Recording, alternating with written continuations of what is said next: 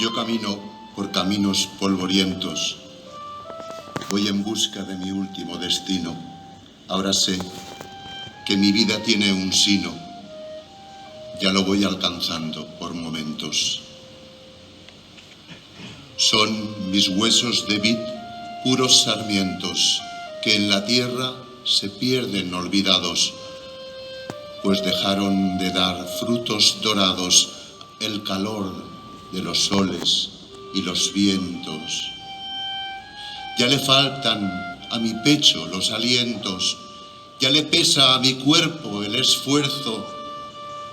Mi cerebro apenas va, ya está muerto, sumido estoy, Dios, en el silencio.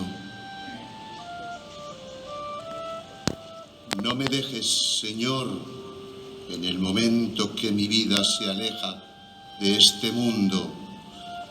Haz que sea para mí sueño profundo, despertando en tu lar, feliz, contento.